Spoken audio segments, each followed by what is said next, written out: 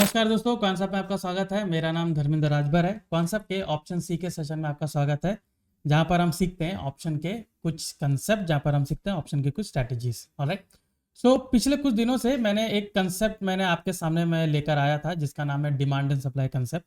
Alright, तो उसमें मैंने आपको समझाया था कि डिमांड एंड सप्लाई किस तरीके से काम करता है। राइट, मैंने उसके 2 सेशन मैंने कवर किए थे। एक सेशन में मैंने पूरा उसका कंसेप्ट मैंने बताया, दूसरे सेशन में मैंने उसका स्ट्रक्चर बताया कि किस तरीके से वो काम करता है, मतलब किस तरीके से मैं उसमें ट्रेड बनाने की जब मैं कोशिश करूंगा तो स्ट्रक्चर पहले कैसे समझूं, वो मैंने आपको बताया कि स्ट्रक्चर उसका क्या है। सो आज का जो कंसेप्ट है, जो आखिरी कंसेप्ट रहेगा, उसमें मैं आपको बताऊंगा कि कैसे उसमें ट्रेड बनाया जा सकता है। राइट, क्योंकि ट्रेड बनाना काफी जरूरी है, क्योंकि डिमांड एंड सप्लाई जो है वो अगर हम समझ चुके हैं तो उसमें ट्रेड आप जो बनाओगे वो आपको काफी अच्छे से काम कर सकता है। राइट, तो उसको कैसे सीखना है, कैसे समझना है, ये बारे में हम डिस्कस करेंगे। राइट, तो चलिए थोड़ा सा मैं वहां पर आपको थोड़ा सा एक स्मॉल ब्रीफ में उसमें दे देता हूँ, थोड़ा सा क्लैरिटी आपको हो जाएगी कि डिमांड एंड सप्लाई एक्चुअली था क्या। राइट, तो यहाँ पर डिमांड एंड सप्लाई का कंसेप्ट जो मैंने आपको बताया था, डिमांड एंड सप्लाई। राइट, तो इसमें आप देखोगे कि कोई भी जो पर्टिकुलर स्टॉक है, राइट, जो पर्टिकुलर स्टॉक है, अभी मैं आपको बताता हूँ, ये इस तरीके से ऊपर जा रहा है। ठीक है, यहाँ पर थोड़ा सा ऐसा साइडवेज हुआ। अभी ये जो टाइम इसने बिताया हो सकता है थोड़ा कम हो। राइट, हो सकता है थोड़ा कम हो, थोड़ा ज़्यादा भी हो सकता है। ठीक है, फिर ऐसे करके नीचे आया, फिर आप देखोगे थोड़ा सा यहाँ से इस तरीके से कैंडल के ऊपर गया। राइट, फिर यहाँ पर क्या होगा, आप देखोगे कि थोड़ा सा ऐसा टाइम बिताया, फिर आप देखोगे पूरे तरीके से यहाँ से नीचे आया, ऐसे ऐसे करके। ठीक है, ऐसे ऐसे करके पूरे तरीके से नीचे आया, और यहाँ पर फिर क्या करेगा, यहाँ पर कुछ यहाँ पर टाइम बिताएगा, फिर यहाँ से वापस से ऊपर जाएगा। ठीक है, इस तरीके से ऊपर जाता है। तो हमारे सामने यहाँ पर 2 जोन हमें मिल जाते हैं, जैसे कि आप देख सकते हो, ये वाला एक जोन है, ये वाला जोन है। ठीक है, ये वाला जो एरिया है ये सप्लाई एरिया है। ठीक है, अभी जो सप्लाई एरिया कैसे बनता है ये मैंने आपको ब्रीफली एक्सप्लेन किया था। राइट, इसके पीछे क्या कंसेप्ट हो सकता है वो भी मैंने आपको एक्सप्लेन किया था। सिमिलरली आप देखोगे कि ये जो एरिया है ये आपका बन जाता है डिमांड एरिया। ठीक है, डिमांड एरिया कैसे बनता है वो भी मैंने आपको बताया था। सप्लाई एरिया कैसे बनता है वो भी मैं आपको ब्रीफली मैंने बताया था। ठीक है, अभी देखिए सप्लाई एरिया, जैसे मैंने आपको बताया कि यहाँ पर सेलर्स काफी एक्टिव हो जाते हैं, और यहाँ पर आप देखोगे डिमांड में काफी बायर्स एक्टिव हो जाते हैं। तो क्या हर एक डिमांड जोन जो हर एक सप्लाई जोन पे यहाँ पर एक्टिव होते हैं? नहीं। ठीक है, हमें यहाँ पर इनके बिहेवियर को स्टडी करना पड़ता है कि किस तरीके से बिहेव कर रहे हैं। अगर हमने उस चीज को समझा तो आप देखोगे कि काफी अच्छे तरीके से काम करता है स्ट्रैटेजी। ठीक है, यहाँ पर रिस्क मैनेजमेंट भी काफी अच्छा मिलता है, और पॉइंट्स भी हमें काफी अच्छे मिल जाते हैं। राइट, तो यहाँ पर मैंने आपको सप्लाई और डिमांड का कंसेप्ट मैंने आपको बताया कि सेलर्स यहाँ पर कैसे एक्टिव होते हैं। अभी यहाँ पर एक चीज मैं आपसे शेयर करना चाहूंगा कि अगर इस तरीके से मार्केट ऊपर जा रहा है, ये इनका एक सप्लाई एरिया बनाता है, और इसको यहाँ पर आप देखोगे थोड़ा टाइम बिताएगा फिर ऊपर चला जाता है। तो हमें पता है कि ये वाला जो एरिया जो एक टाइम पे सप्लाई एरिया इसने बनाया था, अब इसको ब्रीच करके ऊपर चला गया। ठीक है, और फिर ऊपर जाके कोई नया सप्लाई बनाता है, और अगर इसी सप्लाई को आप देखोगे, अगर वहां से सप्लाई बना के फिर से नीचे आता है तो कई बार ये डिमांड जोन बनता है। ठीक है, ये डिमांड जोन ये बनता है, लेकिन अगर इसको फ्लिप करके सीधा नीचे चला जाता है, ठीक है, मतलब यहाँ पर इसने रुकने का नाम नहीं लिया, तो ये वाला जो डिमांड जोन है वो पूरी तरीके से इनवैलिड हो जाता है। तो यहाँ पर हमारा कोई बाय सेल नहीं बनेगा, बाय ऑर्डर नहीं बनेगा। ठीक है, अभी यहाँ पर कम से कम एक बार तो यहाँ पर होना चाहिए था। ठीक है, अभी यहाँ पर कई बार फ्लिप हो जाता है, तो ये चीज से हमें थोड़ा बचना है। अभी कैसे बचा जाएगा? 2 तरीके के ऑर्डर होंगे यहाँ पर। ठीक है, 2 तरीके के ऑर्डर होंगे। एक तो सिंपल सा मैं कहूंगा कि पुल बैक बोलो, या फिर पॉइंट के हिसाब से बोलो। ठीक है, पॉइंट के हिसाब से कि मैं सीधा उस पॉइंट पे मैंने एक ट्रेड रख दिया, एक ऑर्डर रख दिया, मेरा ऑर्डर एग्जीक्यूट हो जाएगा। दूसरा वाला यहाँ पर होता है कंफर्मेशन एंट्री होती है। ठीक है, कंफर्मेशन एंट्री, कंफर्मेशन एंट्री मतलब इसमें जाके यहाँ से ऊपर रिवर्स कर रहा है, तब जाके हमारी कोई उसमें एंट्री बनती है। ठीक है, तो यहाँ पर ये चीज को समझिए। एक और बार मैं आपको थोड़ा सा एक क्लियर वे में आपको बता देता हूँ। ठीक है, मतलब एक सिंपल है, अभी मैंने आपको अप ट्रेंड वाला बताया, मैं थोड़ा डाउन ट्रेंड वाला बताता हूँ कि डाउन ट्रेंड में मार्केट इस तरीके से नीचे आया। ठीक है, अब यहाँ पर इसने क्या किया, यहाँ पर आके थोड़ा यहाँ पर टाइम यहाँ पर बिताया। ठीक है, अभी हमें लगा कि यहाँ पर ये मेरा एक न्यू डिमांड एरिया है, करेक्ट, मैं बाय करूंगा। तो आपने देखा कि पूरे तरीके से नीचे गया। ठीक है, और यहाँ पर स्टॉक जो है यहाँ से बाउंस बैक करके इस तरीके से इसको पूरा फ्लिप करके चला जाता है, ठीक है। कई बार आप देखोगे यहाँ से रिटर्न आता है, सिंपल तरीके से आता है, ठीक है, कई बार इसमें आता है। अभी यहाँ पर क्या होगा, कई बार इसको पूरे तरीके से बिग कैंडल बनाएगा और फ्लिप करके पूरा ऊपर चला जाएगा। तो यहाँ पर आप देखोगे कि जो एंट्री लोग बनाते हैं, ठीक है, यहाँ पर एंट्री एक सीधा पॉइंट टू पॉइंट एंट्री बनाई जाती है। मतलब ये है कि एक एडवांस ऑर्डर, ठीक है, एक एडवांस ऑर्डर जो है वो प्लेस किया जाता है, एडवांस ऑर्डर। मतलब कि मान लीजिए कि ये जो लेवल है, जैसे मान लीजिए कि मैं इसमें निफ्टी कंसिडर कर रहा हूँ, तो ये मान लीजिए 22,500 का लेवल है। तो हम क्या करेंगे, यहाँ पर सीधा 22,500 का जो है वहां पर जो कॉल ऑप्शन होगा उसको सेल कर देंगे, या फिर फ्यूचर को मैं सेल ऑर्डर एक लगा दूंगा। लेकिन अगर ये फ्लिप करके ऊपर चला जाता है तो यहाँ पर मेरा स्टॉप लॉस हिट हो जाता है। स्टॉप लॉस लगाना जरूरी है, कई लोग नहीं लगाते, वो सोचते हैं कि वापस रिटर्न आएगा, ऐसा काम बिल्कुल मत करिए, ठीक है। तो यहाँ पर आ जाएगा। अभी क्या ये जो एडवांस ऑर्डर जो हमें लगा है, क्या ये गलत है? मैं ये नहीं कहूंगा कि गलत है, ठीक है। ये उनके लिए ज्यादा अच्छा है जो मैं कहूंगा कि जो ज्यादा रिस्की ट्रेडर है, ठीक है, जो ज्यादा रिस्क लेते हैं, मॉडरेट टू एग्रेसिव जो ट्रेडर्स होते हैं उनके लिए काफी अच्छी है। अगर आप कंजर्वेटिव ट्रेडर हैं, आपको ज्यादा रिस्क लेना नहीं पसंद है, तो इस तरीके के ट्रेड में मत जाइए, क्योंकि अगर इस तरीके से फ्लिप होके वो चला गया तो आपको एंट्री नहीं देगा। वहां पर आपका क्या हो गया, एसएल वहां पर हिट हो गया, राइट। अभी हमें इसमें एंट्री लेनी कैसी है, ठीक है। स्टार्टिंग में इन द बिगनिंग, जैसे कि पूरा वीडियो ये बिगनर्स पर्सपेक्टिव से है, तो मैं उसी पर्सपेक्टिव से बताऊंगा। अभी मान लीजिए मुझे सेल ऑर्डर लगाना है, सबसे पहले मैं सेल का ही बताऊँ, ठीक है। स्टॉक ऐसे ऊपर गया, ठीक है, ऐसे यहाँ पर ऊपर गया, और यहाँ पर मान लीजिए कि उसने थोड़ा सा यहाँ पर टाइम बिताया और वापस यहाँ पर नीचे आया, ठीक है, इस तरीके से नीचे आएगा। फिर आप देखोगे कि यहाँ से ये ऊपर गया, ठीक है। अभी यहाँ पर इसने क्या किया, वापस से क्या करेगा, यहाँ पर थोड़ा सा टाइम बिताएगा और यहाँ पर ये रिवर्स होगा यहाँ से। तो जब ये रिवर्स होता है तो इसको बोला जाता है आपका कंफर्मेशन एंट्री, ये होगा आपका, इसको बोला जाएगा कंफर्मेशन एंट्री। आपको बिगिनिंग में इसी से जाना है, ठीक है, कंफर्मेशन एंट्री।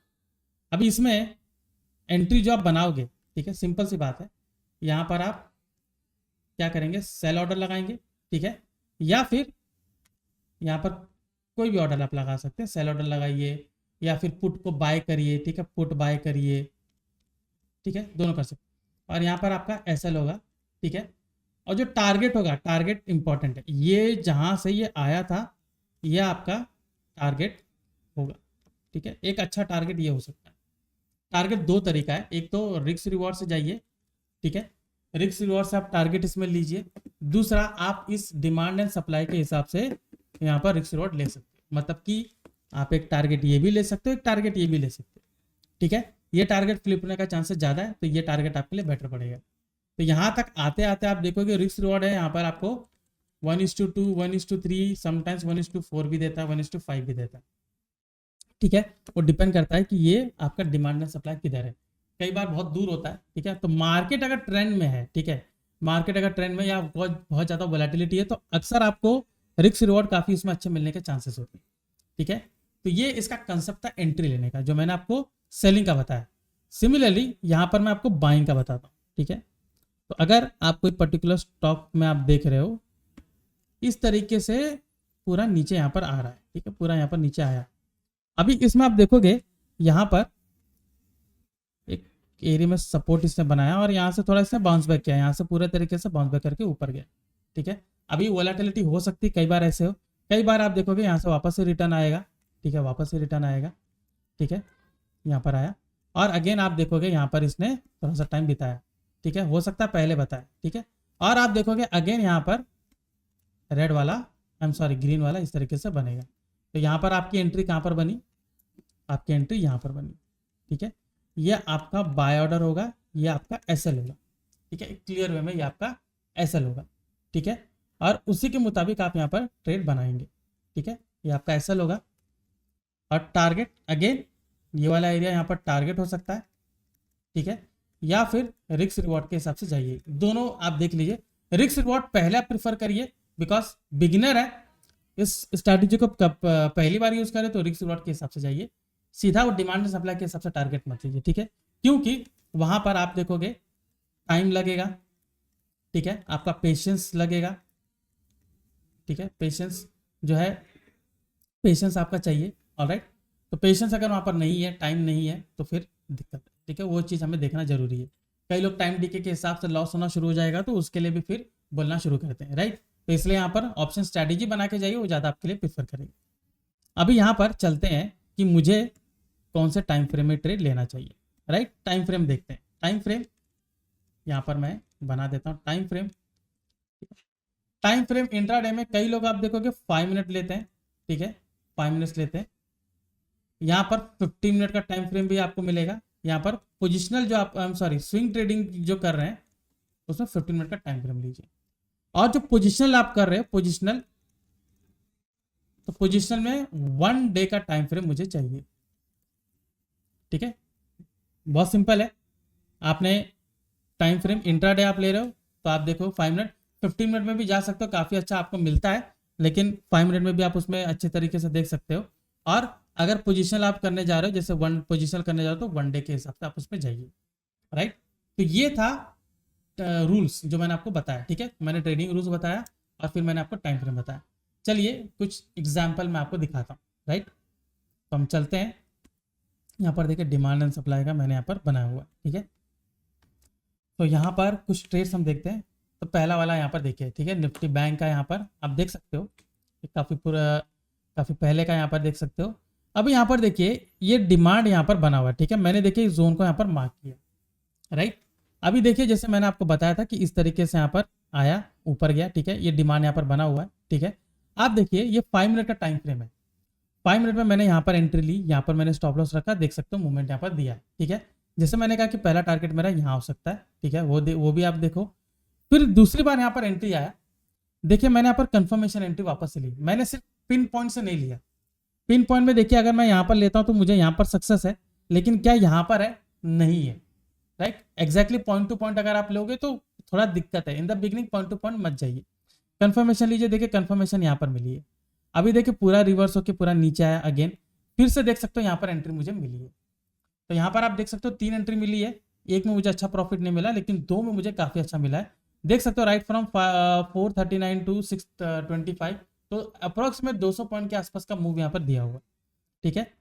अभी सेल का यहाँ पर देखिए 5 मिनट का टाइम फ्रेम है। देखिए यहाँ पर इसने जोन बनाया, नीचे गया, ऊपर देख सकते हो जोन जाके बनाया यहाँ पर। अभी मान लीजिए कि अगर ये मैंने पहले इसको कंसिडर किया है तो फिर मैं यहाँ पर एंट्री ले सकता था, लेकिन मैंने इसको सप्लाई जोन कंसिडर किया, इसको नहीं किया, ठीक है। हालांकि ये भी उसी कैटेगरी में आ गया, मतलब उस जोन में यहाँ पर आ चुका है। अभी देखिए ये पूरा यहाँ पर नीचे आया हुआ है, ये पूरा नीचे यहाँ पर आया। यहाँ से देखिए रिवर्सल कैसे हो रहा है, ठीक है।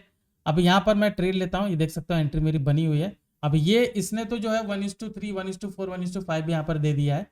तो हमेशा वैसा नहीं मिल सकता है, क्योंकि मार्केट काफ़ी डायनेमिक होता है। तो पहले जो रिस्क रिवॉर्ड है उसके हिसाब से कुछ पोजीशन को एग्जिट कर लीजिए, फिर बाकी कुछ पोजीशन को आप आगे 1:3, 1:4 के हिसाब से लेके जा सकते हैं, ठीक है।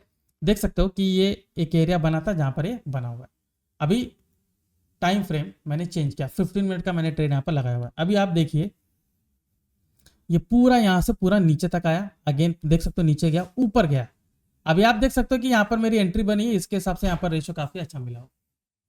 सेकेंड वाला जो ट्रेड है देखिए यहाँ पर मेरा बना हुआ है, और किस हिसाब से मेरा यहाँ पर ट्रेड मुझे मिला वो भी आप देख सकते हो, ठीक है। अभी ये 15 मिनट का टाइम फ्रेम है, तो खैर बात इंट्राडे में भी मुझे काफी अच्छा मिल जाता है, लेकिन अगर मैं इसको कैरी फॉरवर्ड करता हूँ तो देख सकते हो नेक्स्ट डे पूरा यहाँ पर नीचे गया है, तो मुझे बहुत अच्छा मुझे मिल सकता है। तो मतलब स्विंग ट्रेड अगर मैं कर रहा हूँ तो स्विंग ट्रेडिंग में 15 मिनट भी मुझे बहुत अच्छा काम करता है, तो मैं उसको कंसिडर कर सकता हूँ। यहाँ पर आप देख सकते हो सेम चीज, देख सकते हो पूरा नीचे गया था, ये नेक्स्ट डे का है। देखिए वहां से रिवर्सल हो रहा है। अभी देख सकते हो ट्रेड चाहे यहाँ बनाइए चाहे आप यहाँ बनाइए, ठीक है। यहाँ पर अगर बनाते हो वापस से देखिए ये जो स्विंग जहां से रिवर्स होकर ऊपर आया था, मतलब जो स्विंग लो बनाया, जो डिमांड जोन बनाया, वहीं तक ये गया और वहां तक मुझे प्रॉफिट उसने दिया हुआ, ठीक है। आगे देखिए वो पूरा बाउंस पूरा नीचे यहाँ पर गया है, ठीक है। देखिए ये जोन यहाँ पर मैंने बनाया हुआ, ठीक है, यहाँ से पूरा रिवर्स करके ऊपर गया है, तो मैंने इसको मार्किंग कर दी। अभी मैं देखूंगा कि आगे आ रहा है। ये देखिए वो जो गैप अप हुआ है ये 1 दिन का गैप अप है, मतलब कि ये पूरा 1 दिन यहाँ पर मिला हुआ है, तो ये नेक्स्ट डे का है, फिर ये नेक्स्ट डे का है, ठीक है। अभी देखते हैं कि उसमें आया कि नहीं। देखिए अभी पूरा प्राइस ऊपर तक गया, फिर देखिए यहाँ पर जिन्होंने पॉइंट टू पॉइंट अगर लेना चाहते तो उनको यहाँ पर मिल चुका है, ठीक है। जो कंफर्मेशन लेना चाहते हैं उनको यहाँ पर मिला, देख सकते हो राइट फ्रॉम 48,108 से 49,200, 1000 पॉइंट का मूव यहाँ पर दिया हुआ। जो स्टॉप लॉस आप देख सकते हो, मेरली यहाँ पर स्टॉप लॉस मेरा कितना है, अप्रोक्सीमेट 200 सवा 200 पॉइंट का स्टॉप लॉस है, उसके बदले में 1000 पॉइंट का मिला, तो 1:5 का रेशियो यहाँ पर आपको आसानी से मिल गया। ठीक है, तो ये था ट्रेडिंग का कंसेप्ट, ये था डिमांड एंड सप्लाई का कंसेप्ट, जो मैंने आपको ब्रीफली मैंने आपको बताया कि किस तरीके से ट्रेडिंग की जा सकती है, किस तरीके से डिमांड एंड सप्लाई को यूज किया जा सकता है, राइट। सो आज के सेशन में हमने देखा कि किस तरीके से डिमांड एंड सप्लाई का कंसेप्ट यूज करके यहाँ पर डिमांड एंड सप्लाई का कंसेप्ट यूज करके किस तरीके से हम यहाँ पर स्ट्रैटेजी को एग्जीक्यूट कर सकते हैं। ठीक है, मैंने आपको स्ट्रैटेजीज ब्रीफली मैंने बताई आपको, राइट। जो भी स्ट्रैटेजीज इसमें बनाई है, कंफर्मेशन, पहले आप कंफर्मेशन के हिसाब से जाइए, पॉइंट टू पॉइंट जो एंट्री है वो जब आप एक्सपीरियंस हो जाएंगे तब उसमें आप जा सकते हैं। सो आई होप आपको ये सेशन पसंद आया होगा डिमांड एंड सप्लाई का, जिसमें मैंने आज आपको एंट्री कैसे लेते हैं वो मैंने बताया। इसको सीखिए, बैक टेस्ट करिए, फॉरवर्ड टेस्टिंग करिए, लाइव टेस्टिंग करिए, पेपर ट्रेडिंग करिए।